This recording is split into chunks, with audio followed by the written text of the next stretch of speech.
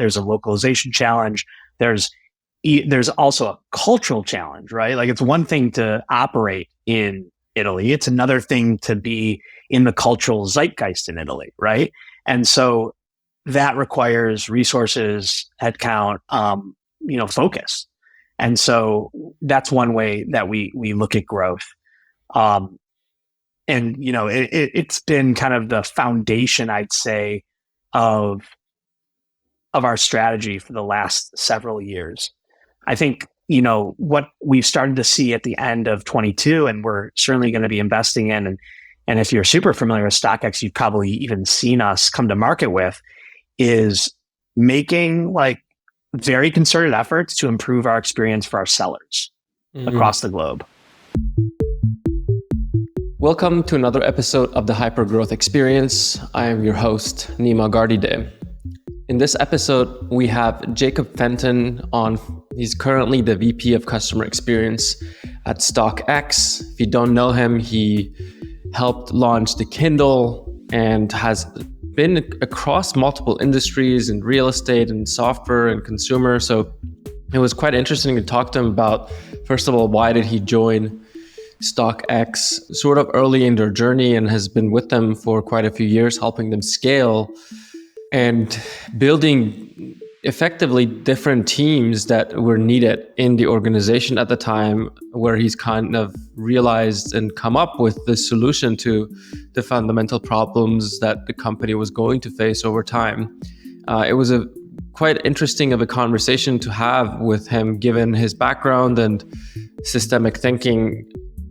And it's always quite interesting to see how people think about the differentiation points of a product and company, and StockX has gone through such rapid growth that it was interesting to see it from his perspective of why he chose to be there and going deeper into the different areas of StockX and what makes it very special and different compared to an eBay or other marketplaces.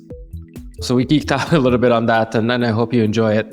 We start with Jacob sharing really the underlying framework that he's used in his career across the different industries and building teams in these companies that he's worked at. Here's Jacob. Without going back to the very, very beginning, I will say my path to where I'm at now has not been linear. I've been in many different industries. I started off in commercial real estate, which I did for 6 years before I got my MBA, and then kind of moved over to the tech world. But I essentially what happened is 2008 happened, which, maybe I'm aging myself a bit, but the world changed. There was a huge recession, the Great Recession. And I had just been doing commercial real estate transactions for a while and was asking myself if this was indeed how I wanted to spend my life, if this is what I wanted to make my livelihood. And it was a very kind of antiquated business. I mean, it was very people oriented, right? But it was clearly in need of a lot of technological shakeup. There was a lot of, just relic left over that still exists today. And so when I got my MBA, I wanted to switch into technology. But one of the things that kind of carried over was this idea of storytelling that was born out of sales, quite frankly, right? So knowing how to tell a story, how to craft a story, how to sell something has always been really a big kind of, feather in my cap, so to speak. And then once I kind of got out of business school, I held several different roles. I did product management at Amazon for 6 years. I was heading up business operations for a company called CrowdRise, which was purchased by GoFundMe. They're in the fundraising space. I was a COO for a short time at a startup called Tespo in Ann Arbor, which was a health multivitamin startup. And then ultimately, I've been at StockX for about 4.5 years. And, in addition to just the storytelling piece, the other thing I would add is that this might sound trite, but working cross-functionally is probably about the most important trait you can have in this line of work. Being able to influence without power necessarily, bringing people along with you on a journey, getting people inspired to do what's right for the customer. Those are all great skills that I use every day at StockX. Yeah, I want to pull on two threads there. Was just the choice of going to an MBA because there was just like a financial doom and that was just like a good way to do it? Did you think there is real value out of a program like that? Would you recommend it to people that are trying to do career shifts? Is it a good move? Like, I'm just curious. I've never even finished the first degree, so I'm always curious why people go down these routes. Yeah, no, great question. And we could probably have an entire hour discussion on this alone. Because I have a lot of opinions about it. So I did my degree part-time, which is what I would recommend to anybody who wants to get an advanced degree. I kind of agree with you. I don't think the best thing to do is to leave the workplace for 2-3 years, give up all that earning power and experience to get an advanced degree when you can do it part-time. So it took me 2.5 years to do my degree, and I think I always wanted to get an advanced degree. When I was doing commercial real estate, I went to get my MBA essentially to help with fundraising because I thought I was going to really start a real estate fund is what I was kind of thinking I was going to do. But it just turned out with timing, it turned out to be a great opportunity for me to career change. And I think for people who are looking to career change, that's probably as good of an opportunity as any if you can do it and if it fits in with your goals. Yeah, and I think I've heard this, narrative quite a lot around MBA being useful for that because you get tapped into a network of other professionals that may be also coming from different industries. You get to know what their worlds are like and decide if you want to go down a different path. Yeah, that's quite interesting. So the other thread is, You mentioned something that I think I resonated with a lot, which is being cross-functional is very important to you, and then leading with influence. First of all, did you always know that? Like, was that something that you just like were in companies and you're like, oh, I want to be understanding the whole thing? Like, what is the intellectual part for that? And then I would love to spend some time on how do you believe. I think you've also been in companies in wildly different sizes. So that's going to be quite interesting to talk about is what does leading with influence look like in practice? Is it relationship building? Is it structure? How do you think about that as like a craft in itself?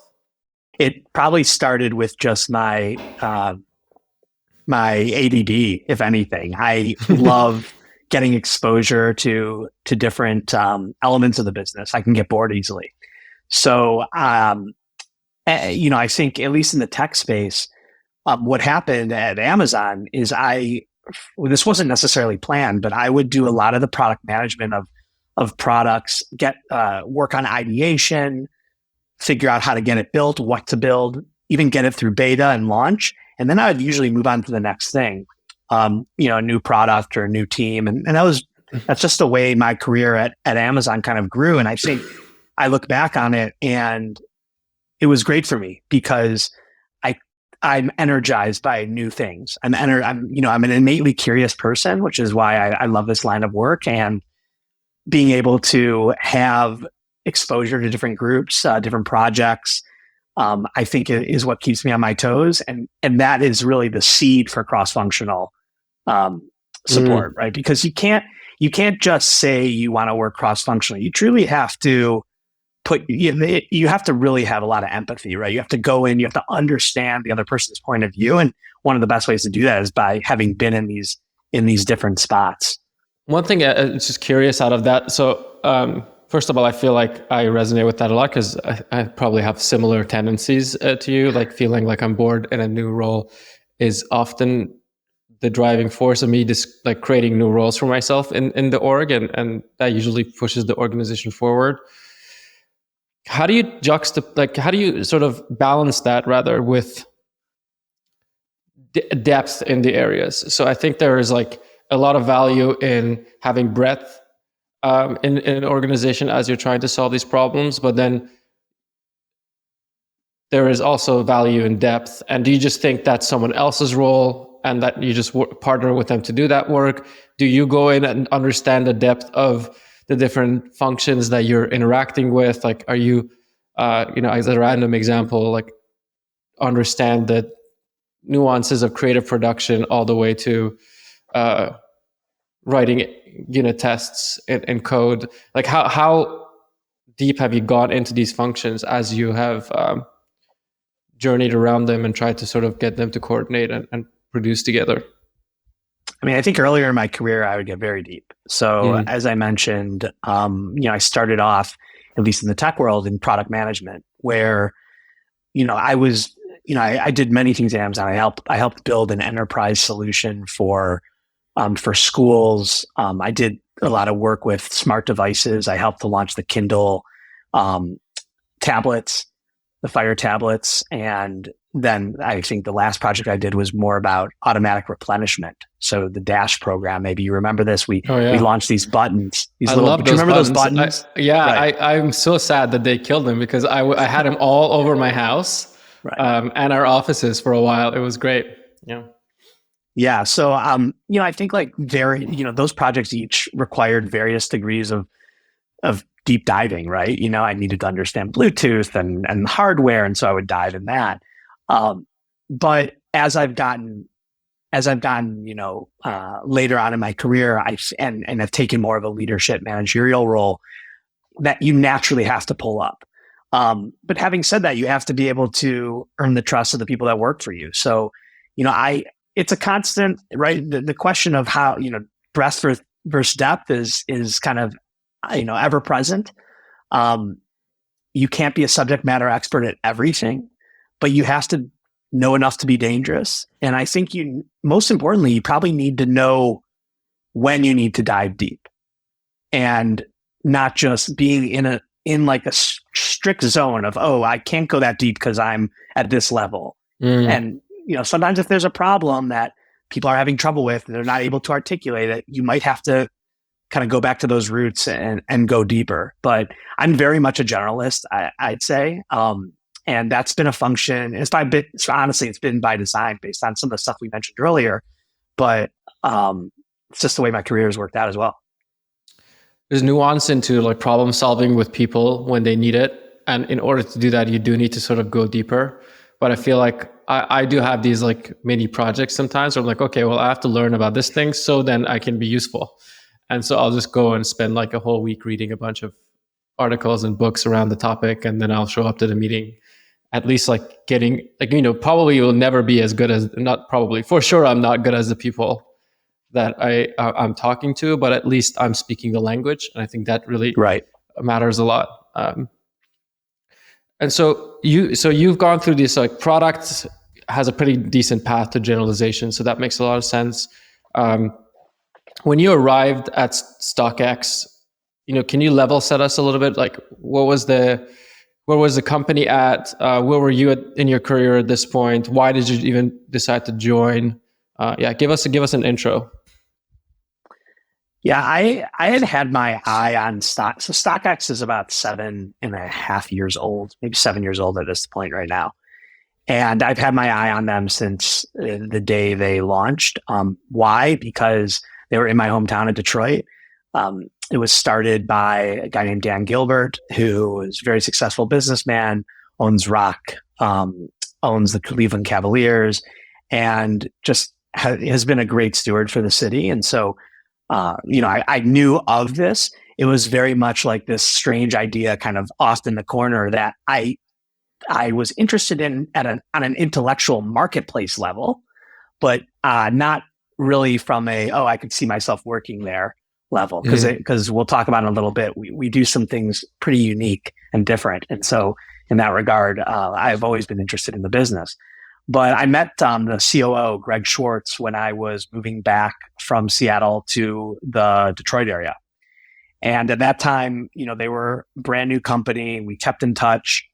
I joined them right after they raised their Series B and had what I'd say like runway to like take that really next big step in hypergrowth. I was, I think, the 300th employee or something at the company. But you have to understand that a lot of the company is authenticators and frontline customer service. So we were still really lean in management. And so, it was still early days, and it was a completely different company. I tell people I feel like I've been at 4 or 5 companies since I started here, but when I came in, we were hitting our stride. We just raised, I want to say like $40 or $50 million in a Series B. We still hadn't gone through that like next level of hiring from raising that money. And, we were really just trying to figure out how to deal with all this growth. And so I came in, and my title when I first came in was Vice President of Business Operations. And I pitched them on that title because after talking to the CEO at the time, Josh Luber, and COO, Greg Schwartz, and hearing what they had to say, there were just all these projects everywhere.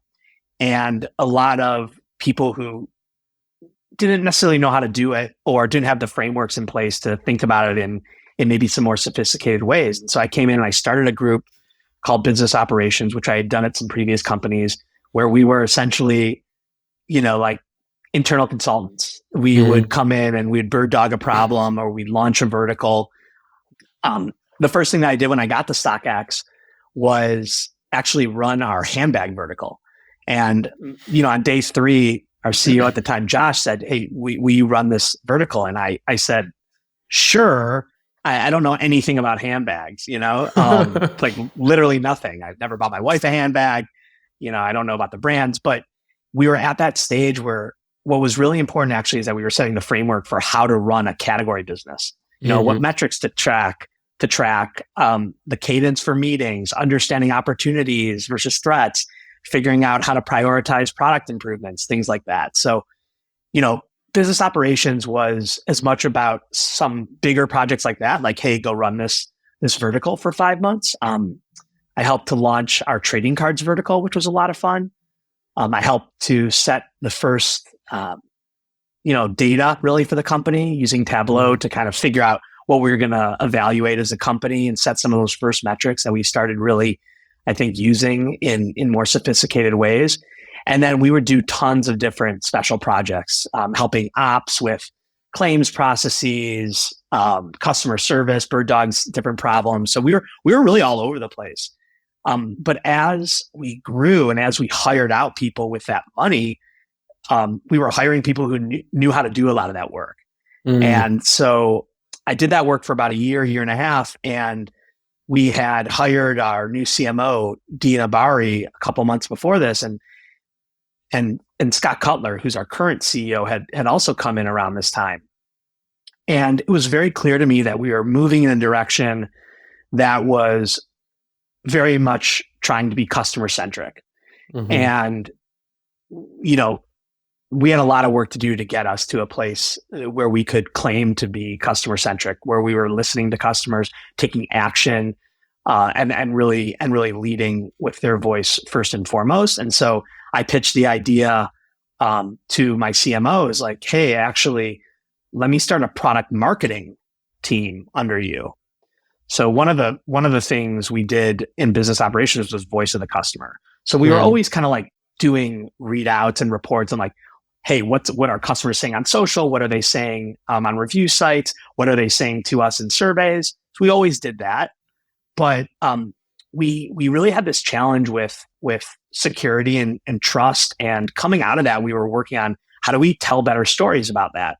And so that's where I made the jump to say, hey, we need a product marketing arm where we can think about this holistically from the customer backwards and think about how we wanted to craft that narrative.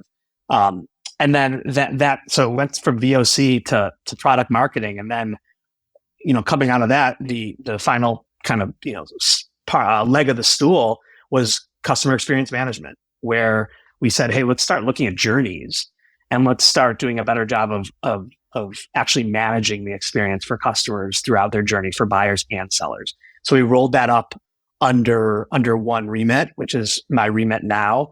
So I look after VOC. I also look after all customer research. We have a small but mighty customer research team, and as well as marketing analytics. So it's kind of grown over time organically, but I've been thrilled with the support I've been able to get from our leaders and internally. Yeah, but it all sounds pretty cohesively around this idea of how do we use the voice of the customer to then design the organization or the product and the experience such that it sort of fits well within what they're looking for and how they want to interact with the marketplace. Absolutely. Just going back, a couple of steps here on the BizOps team. What types of people were reporting to you? Like, how did you construct that team? I'm just curious how. Basically, I assume it was a team of generalists, just like yourself, who were like given any problem and they can figure out how to solve it. But how do you even look for those types of people? What was like a good persona that fit that sort of utility in the org? Yeah, I mean, I think some of our best hires, we had a variety of different people come in through that group. I think by the time we disbanded it, we were about 10 of us. Mm-hmm. But I think some of the people who did the best were maybe trained classically as consultants and understood this kind of client interaction of kind of zooming in, zooming out as needed, and then ultimately providing a solution and then moving on to the next thing. So I think that was really successful. Also just analytical people, but above anything is curiosity. That's even today when I hire for people who are curious, who want to understand different aspects of the business, who are comfortable not being the smartest person in the room and actually see that as an opportunity to learn more, to bring different points of view. So, yes, there's certain skills like analytic competence and the ability to, service clients and be able to do presentations and communicate really effectively. But I think a lot of that stuff can be taught. And I think the harder skills are sometimes, that what's driving them internally. Yeah. How do you test for that? How do you talk to someone and figure out if they're curious? Well, it's not a perfect science. And if you figure that out, be sure to let me know.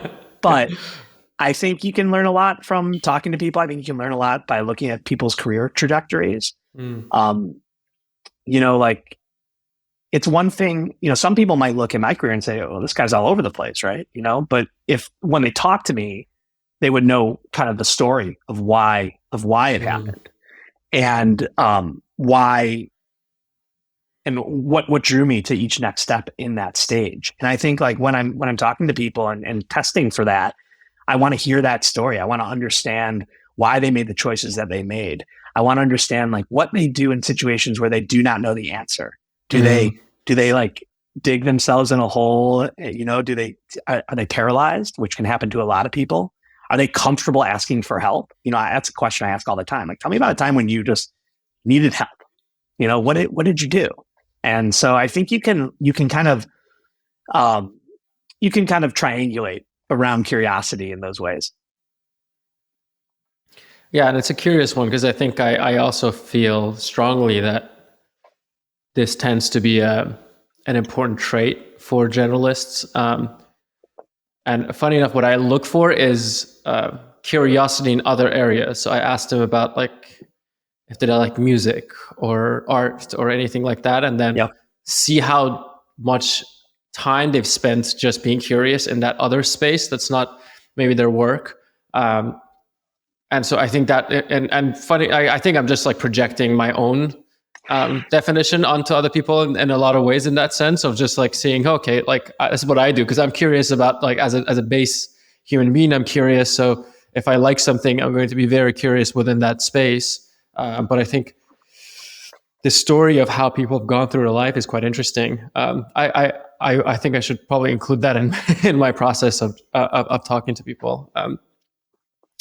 So, before we go into it, I think, and I really appreciate it for those who haven't maybe read this, there is an EC1 from TechCrunch on StockX that you had me read before we did this, which I'm very grateful for because it was very well written and gave me a lot of context on the company. But just to kind of address that a little bit, could you tell me in your words what you think makes StockX special and has gotten it to where it has, other than like obviously operationally executing very well over the last 7 years or so? What are the sort of components that now you have learned that have come together that made this company scale so quickly and so rapidly?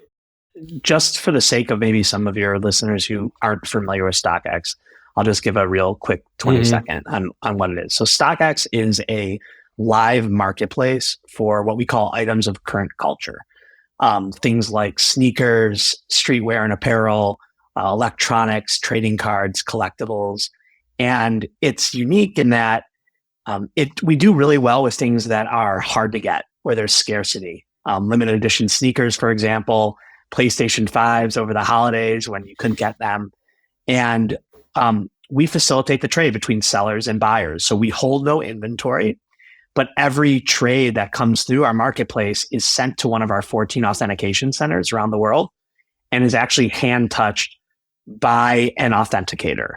We make sure that it is the product that the customer expects, that it's in the right condition, that it has all the right accessories, et cetera.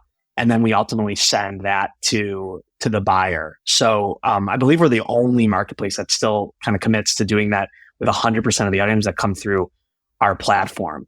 So, that's generally what StockX is. And if you were to go to StockX for the first time on the internet, you might say, oh, it reminds you of eBay.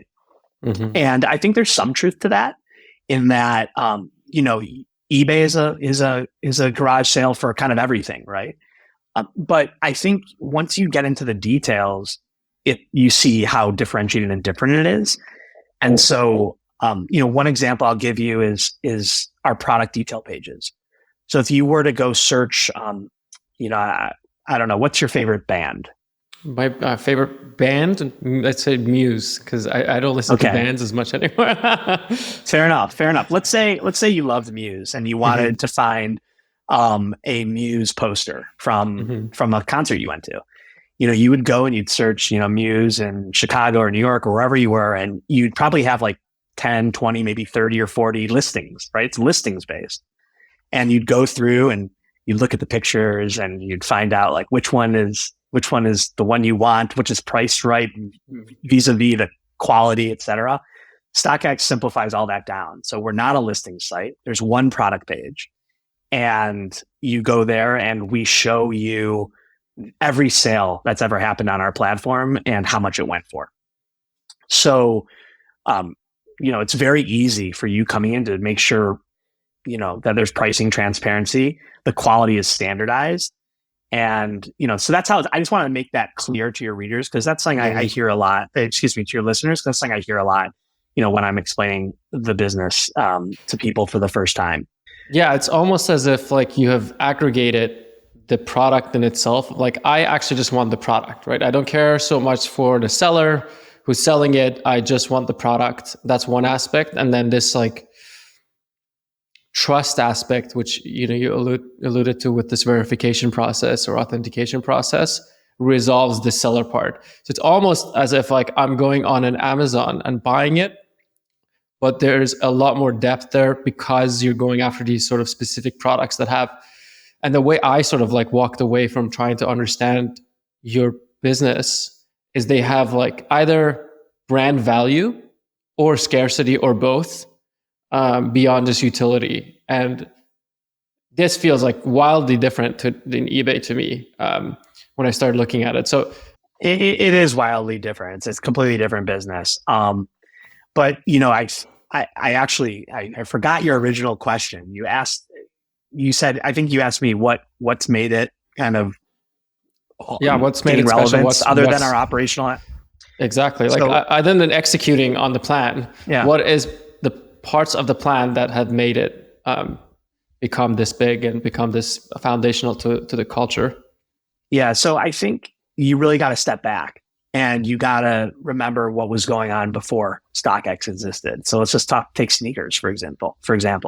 If you wanted to get a pair of sneakers, you used to have to camp out outside of a sneaker store or had to have some plug in a store or find a connection and do a one-on-one trade. It was not simple. It was rife with kind of market inefficiencies, right? Like, how did you determine price? And so there was plenty of room for improvement. So when we came in and we introduced this kind of pricing guide, this market data, it really changed the game entirely. And that's why we were able to grow so quickly, because it was such a useful utility to collectors. It was like kind of like, wow, how did I do this before? This is infinitely easier. I feel I trust these guys because I know they're not selling me fake stuff. And I don't have to deal with sellers. That's the other thing. At eBay, if you have a problem, you have to deal with sellers. Yeah. Here you deal with us. So we take care of all that. So I think it started off very utility based. I think as we've grown, we, generally, of course, we want to try and develop a deeper emotional connection. We've done that by really expanding internationally, by expanding across categories. I mentioned handbags, I mentioned apparel and accessories, trading cards, collectibles, electronics. We just launched women's luxury shoes. And so it's about kind of finding other passion areas and making sure we're up and running when things get scarce. So like, for example, over the holidays, Uggs were huge and people couldn't find Uggs, but they could find them on StockX. And it was one of our largest sellers over the Christmas holiday. And that wouldn't be something you would necessarily associate with StockX, right? You wouldn't necessarily associate slippers with StockX, but the truth is that the model really does well in these items that are scarce. Of course, if there's brand equity, that's great. But one other thing I want to add to your framework is I think it is about community. It's about authenticity. And so, we're deeply respectful of the community that uses our product. They're incredibly passionate. And, I think showing up where they are is super important to our brand health. And that's something that we think about all the time. How are we promoting voices that aren't heard, or how are we helping brands that are trying to break through? And so we ask ourselves that question a lot when we're trying to build our brand, because we really want this to be the marketplace for current culture, not just for every big current culture brand. Yeah, that makes a lot of sense. As I started sort of looking into your brand more, it just feels like you're thinking of it as like a cultural phenomena. Like, can it be part of the zeitgeist on how people talk about all of these things? What are the challenges with this community aspect? That I think it's very hard to do this at scale. You're across multiple categories, multiple countries. Does that fall within customer experience for you? Like, how do you think about this concept in general? Well, I mean, yes, it is complex. But I mean, I think this won't surprise you to hear. It starts by listening to them, right? And, also being able to separate the signal from the noise, like anything else. Because you're right, there's a lot of noise out there. And it's important for us to truly kind of mine for those insights that help us to determine, what we need to do, what we need to prioritize. So, I think we're always trying to engage with that community. We're trying to listen to them. We talk to them all the time. We have a pretty robust surveying program. We have robust user listening programs. We bring sellers, as a reminder, right? We're a marketplace for both buyers and sellers. So the sell side is very important. So we have to make sure we're nurturing those relationships. And so we work really closely with them. Actually, that's been an area of a lot of focus for us over the last year, and will be certainly going into 23 and beyond. So, everything from excellent customer experience to nurturing relationships. Because if you think about it, because we don't hold inventory, the actual product that we're selling is our experience. You don't hold inventory? No, right? We're not holding any inventory. You mentioned because you do hold inventory, because you don't hold inventory. Oh, I'm sorry. Yeah, because we don't hold inventory. I'm sorry. Mm-hmm. We don't hold inventory. And so when we don't hold inventory, like, our product is that experience. Mm-hmm. And that buyers and sellers are stakeholders in that. And so it's very important that we're hitting both ends of that. Yeah, that makes a lot of sense. Just looking at it from a different perspective, I think that the cultural aspect is quite clear to me. Let's talk about it just as a marketplace. So you started in one category. There's clearly, at the very least, two parties here. There are the sellers and the buyers. I'm sure there's overlap between those folks. What are the aspects of this marketplace that you're paying attention to? Is it liquidity in specific areas? Is it how efficient it is in terms of accuracy of pricing? Is that fully automated and you're not doing anything there? Like, how are you sort of managing these levers in the sort of like more traditional marketplace sense? It's changing in many ways for us. So, being a marketplace and being very transparent, we don't want to manipulate the market in any way, right? Like we want supply and demand to find its level. And so we're not involved in anything that would run counter to that.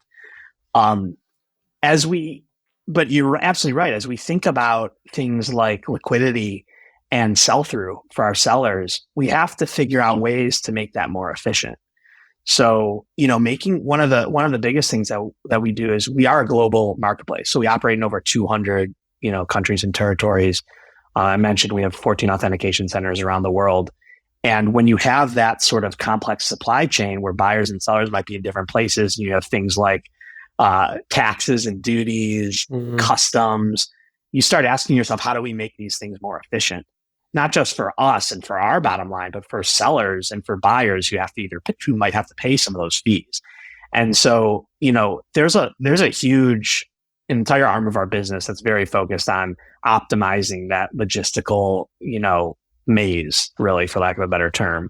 And yeah, I mean, also the other element I would mention in response to your question is that we are still heavily a release-driven business, meaning, Nike has a release. We see a big pop on StockX. So that's important, right? So we have to, in terms of pure marketing, we have to make sure that we're in the right places to drive the right traffic at the right time to address those releases. Yeah, that makes a lot of sense. And I think that the operational complexity, I hadn't thought of the cross-country issues, and then authentication still has to happen, even if it's something in the US, and then so it has to get delivered. So that seems like you're running a mini Amazon there, basically. And yeah, I'm sure that team is big, if not incredibly good at what they're doing. This launch part is quite interesting. Do you feel like it sounds like the answer is yes, because you're here and we're having this conversation, but there is like a repeatable process there where are you partnering with these brands ahead of time? When the launches are coming. And I assume that information is generally somewhat public and people know about these launches to some extent. Like, has that been operationalized in a way within your marketing organization? Yeah, certainly. So, we obviously have our ears to the ground in terms of releases. Sometimes there are shock drops that we don't know about. That happens. But generally speaking, there's a release calendar. If there is a release, especially a big release, we want to make sure that, like I said, we're in the right places, we're in the right channels, whether it's Google Shopping or social. And so we have, mechanisms in place across those channels to make sure our budgets are tuned so that we can flex for those sorts of products and in those releases. And then of course we have a lot of, quote unquote traditional tactics, leveraging CRM, push, properties on our website, homepage banners, things of that nature that help support that release cadence. Yeah, and that feels like such a cohesive problem because it's not just your paid ads people or your sort of like life cycle marketers, but also an operational feat to get these things going. Just to maybe go back into your role now, and maybe there's some of this, like I think we've touched on a bunch of stuff that your team's working on, but how does the role manifest or the team sort of work manifest in the organization? It sounds like one of the things is you now have context on what the customers are saying, what they want. You have some marketing apparatus, some operational apparatus internally within your org itself. But how does this manifest outside of your organization? And what are the things that you explicitly own, even though is the customer experience team and not necessarily the authentication team or the marketing team and so on and so forth. Yeah. So, I mean, right. No one person owns customer experience, even though that's in my title. Right. So, Jacob is not in charge of all things customer experience at StockX. I'd argue every single person, every employee, every single employee here owns customer experience, and it's about fostering that culture. So if you ask me what I own, I'd say I own fostering that culture and driving that culture of customer centricity from our lowest levels to our highest levels, and making sure that we have the data in place to support that end. We're a company that uses OKRs, which I'm sure you're familiar with, and we're in charge. At least my team is in charge of something called our True Love OKR this year, which is really about making sure that we are in fact driving great customer experiences throughout the journey for customers. And that's everything from NPS to buyer time to serve, seller time to serve, CSAT, and working with those other organizations to make sure, that we're all viewing this from a holistic manner, not like a siloed manner. CSAT being customer satisfaction, correct? That's right. Yeah.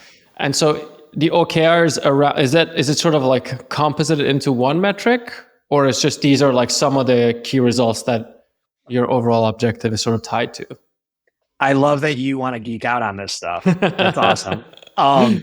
But yeah, so the way we structure it is we have, one kind of key metric, which is transactional NPS. And then we have lots of what we call L2 or tier 2 metrics. It's not that they're less important. They're just kind of they're inputs to that other metric, and they're cross-functional, or, CSAT, for example, is owned by our customer service team. Buyer time to serve, for example, is owned by our operations team. And so the way we structure this under these OKRs, it's very much, matrixed out, but it works well within the broader functional structure of the company, if that makes sense. Yeah, that makes a lot of sense. And now I feel like we're going to go back to the beginning of this conversation a little bit, because, it's talking about leading by influence. Now you're talking about multiple orgs that own some of these metrics. And you alluded to sort of cultural change or cultural ownership of this general philosophy. How are you, I guess, thinking about that? Is it forms of communication? Is it cadence of thinking? Is it just surfacing the data, talking about how these things go together? Is it all of it? Like, what are and things I can't think of on the spot right now. How are you thinking about building this culture internally? I get asked that question a ton, and I think it's a couple of things how I think about it. One, I know this sounds obvious, but it can't be underestimated. Quality of work has to be super high. I think everyone wants to have great quality of work. I feel like our team has to have even a higher bar. Why? Because they aren't the subject matter experts. We have to be able to add value to the people in the group and bring those insights to people. So we have to have really high quality of data and presentation and storytelling. We need to, I totally agree with you mentioned cadence.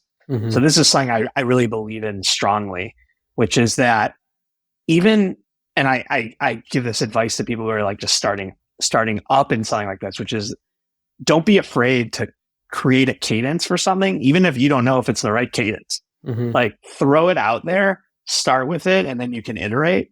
Because I think building the muscle in an organization to talk about these things is so important, and having the real estate or the time set aside to have these real discussions is paramount. So you have to have high quality. You have to have a cadence in place.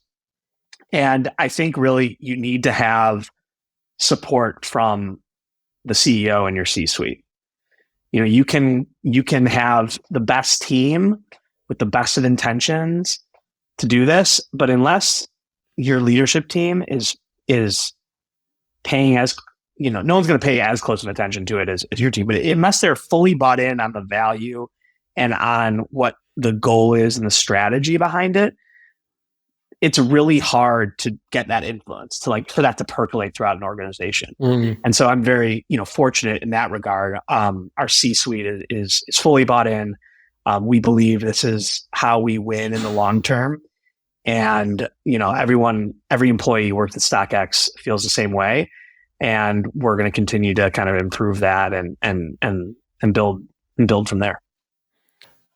Yeah, I think that much of what you just mentioned feels very true to what I've been studying in companies. It feels like this customer experience part is so hard to get right within one team that you clearly notice that it needs to be led by at least one person, if not a whole team, to think about this cross-functionally. We work with all sorts of companies. The most sort of obvious ones that have issues with this is e-commerce, because there is such a disconnect between people who are pressing the buttons on the ad networks all the way from the people that are delivering the products and packaging them. And this cohesive view of this just makes so much sense, especially where your product, it feels, is that experience, as you mentioned. And so owning it makes a lot of sense as one of the most important parts of the gas that fuels the fire. If you were to sort of zoom out a little bit from your specific role, the customer experience seems quite foundational to growth to me. What are the other levers that the company is kind of in a similar fashion betting on, right? So having a great customer experience is one. Maybe these sort of having different verticals that you're in it sounded like is an interesting one. Just geography seems like an interesting one. How are you guys thinking about that now going into the future? Yeah, well, I mean, I think so. You hit on two of them, certainly. So category expansion, appropriate category expansion, and geographical expansion, and not just expansion, but improving those experiences within the countries in which we operate. Right? There's a localization challenge.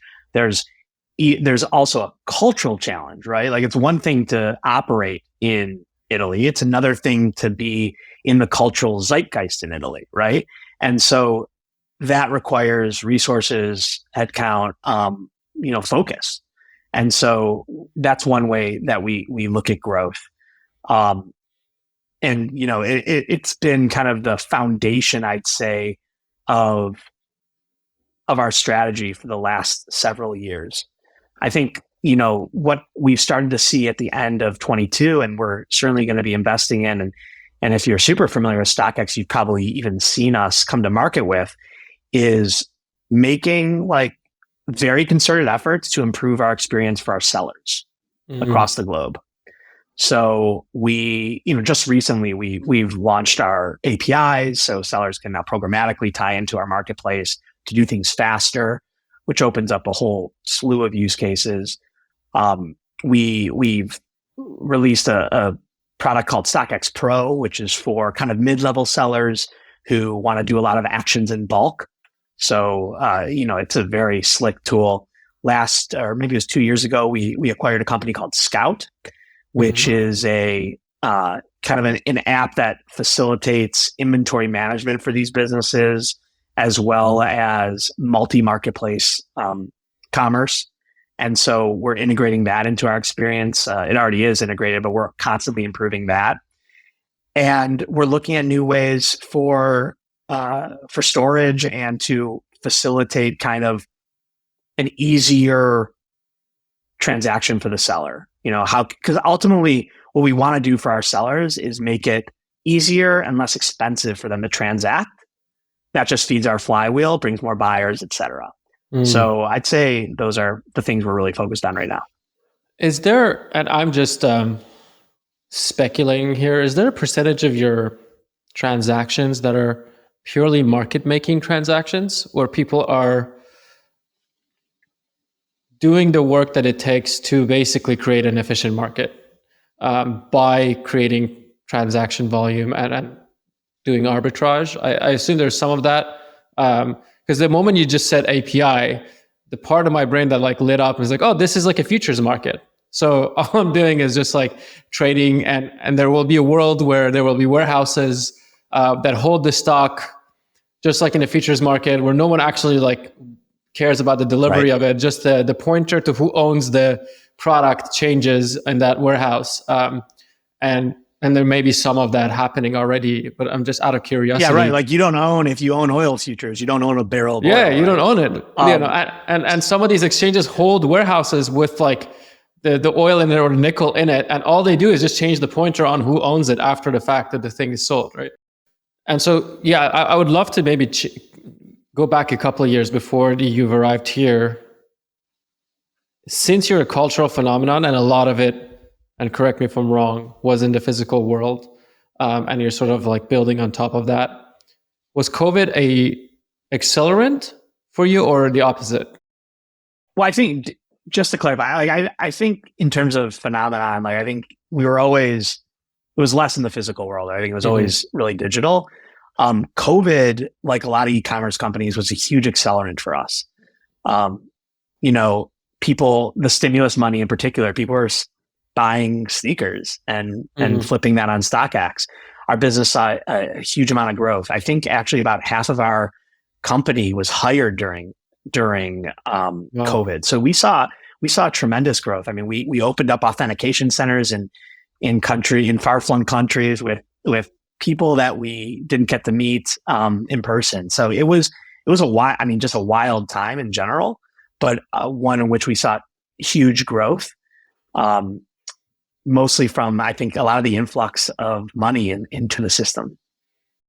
Yeah, that makes a lot of sense. I have one last question for you, and it's more of like a curiosity / philosophical thing around the types of people you need to go from this like hyper growth at all costs mentality to the let's make money and become profitable. And I think, in the maybe, let's say, management literature, people talk about wartime versus peacetime managers. And do you feel like there's truth to that? There's a personality type, or do you think it's just a mentality and people can sort of adopt it?